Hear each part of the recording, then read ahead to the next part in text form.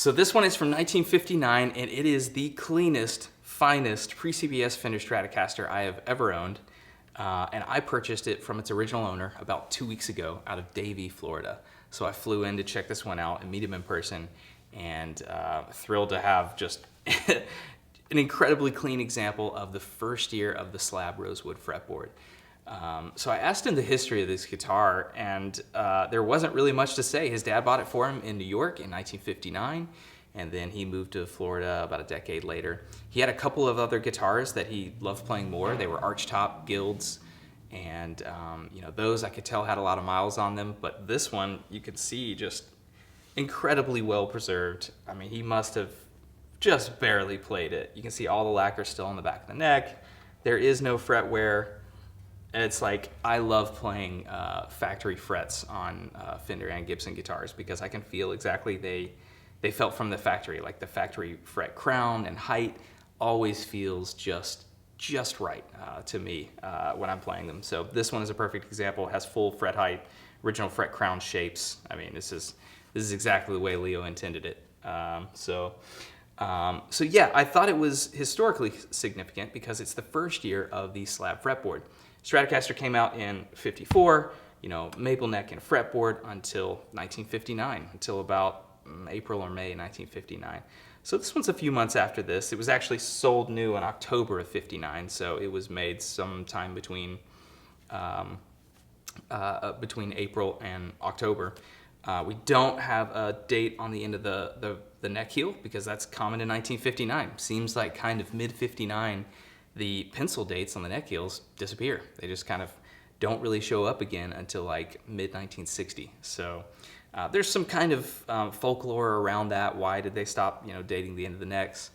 I've never seen any paperwork from Fender to say for sure why, but that is common for 1959, is to not have a neck heel date. We do have a tremolo cavity date as well that I'll have to look at in a little bit here. But yeah, so they also started doing the 3-layer nitrate pick guard, the mint green guard, in kind of spring 1959. So you see the Stratocaster really changed a lot of things. We've got the mint green guard, the slab rosewood fretboard, also the color of the sunburst. Like on these 58s, I've got a 58 over here. It has this bright red band and bright yellow color. And then for whatever reason, the formulation of the colors changed in 1959. You can see they kind of fade a lot more. So they end up being kind of more like an orange hue than a bright red hue. You can see the back of the neck. This is the finest preserved 59 sunburst I've ever seen. Most of them kind of fade out and look more of a two-tone. But this one still has this three-tone. It's just a stunning example. And he kept all the original paperwork too. Like this hang tag from Fender Sales, that's the distributor. It's a separate company from Fender Electric Instrument Co. Fender Sales, so that's the actual hang tag with matching serial number, not an eBay special. And then it also has the instruction manual from Fender. Tells you all about how to set up the tremolo and all that kind of stuff, so fun to have, also not an eBay special. And then it even has its original receipt. And you can see his dad purchased this guitar for him on October 22nd, 1959, from Bellmore Music in New York. And it looks like they paid $174 with case. I think that what happened was they probably had a trade-in because it probably should have been a little bit more. Or maybe they already had a down payment, but it doesn't mention that on this receipt. It just says paid in full.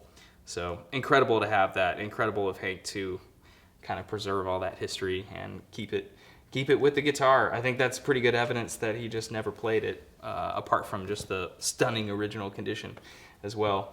Then the original polished cloth with the spaghetti Fender logo, got the strap, got the gray cable, and the original case, knuckle buster. So this one is the total package. If you only care about playability, this one's got it. If you only care about clean and collector condition, this one's got it. So this one will do whatever you like. It definitely does it for me. This is like one of my favorite playing Strats ever. Weighs in at 7.1 pounds and spectacularly original throughout. The only thing we had to do is that when I showed up to buy it, the middle pickup wasn't giving me the reading that I like. And it made sound out the amplifier, but you could tell I could tell when I swapped through the pickups that when I swapped to the middle pickup, the kind of rich fullness in the bass dropped out. making me think, this isn't reading correctly. And on my meter, it wasn't reading correctly either. So I sent it to my friend Tom Brantley, who is just a spectacular pickup rewinder and repair guy. He's repaired a lot of original coils for me and rewound pickups when they need it.